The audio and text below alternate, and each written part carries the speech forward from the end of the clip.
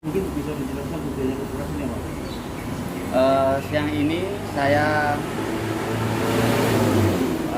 memperjuangkan keadilan bahwa saya selama ini merasa telah ditipu oleh Kepala Bank Jateng Cabang Blora, Siapa? Pak Rudadin Pamungkas. Karena pada waktu itu saya punya kredit di Bank Jateng yang dipinjam dan bilangnya mau dipakai untuk performan di perbankan tersebut, dan faktanya sesuai janjinya 2 bulan tidak kembali dan sekarang menjadi persoalan, sehingga saya menuntut keadilan. Saya melaporkan ke Polres Blora. Yang saya laporkan yang pertama Pak Rudadin Pamungkas, karena beliau yang nembung dan minta ke saya. Terus yang kedua, katanya sesuai keterangan dari Pak Rudadin, setelah beliau saya minta pertanggungjawaban, ternyata beliau mengaku dipakai untuk menutup kredit lolos termin PT yang lain, nasabah Bank Jateng juga. Lah siapa itu kan saya tidak kenal, yang tahu kan mereka. Sehingga saya kemarin menanyakan kepada Pak Rudadin, ternyata dipakai untuk menutup PT yang lain, dan sampai sekarang belum selesai, sehingga sekarang jadi persoalan di saya. Berarti ini ada kaitannya. Tidak. Pak, berarti ini ada kaitannya dengan kasus yang Ya, yang berarti biarlah jalan sesuai dengan prosedur yang berlaku. Tapi Kemudian ternyata juga ada persoalan juga, yaitu bahwa sertifikat saya yang di bank itu ternyata diambil oleh seseorang. Dan seseorang itu saya tidak tahu, karena saya tidak istilahnya tidak tahu kapan mengambilnya, dan setelah saya tanyakan ke notaris ternyata diambil oleh seseorang. siapa itu? Nah, menurut Bu Notaris, Bu Elizabeth, diambil oleh dipinjam, yang maknanya janjinya dipinjam belum dikembalikan, dan ini saya laporkan di Barreskrim juga. Siapa namanya?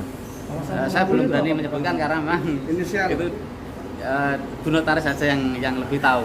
Kapasitas saya tidak takut salah saya menyampaikan. ini yang jenengan laporkan siapa? Yang pertama Pak Rudadin, yang kedua PT yang menikmati itu, terus yang ketiga yang membawa sertifikat. Boleh ditunjukkan, Mas, ininya laporannya. Ini yang laporan di Polres, 2 penipuan, penggelapan, terus yang di sini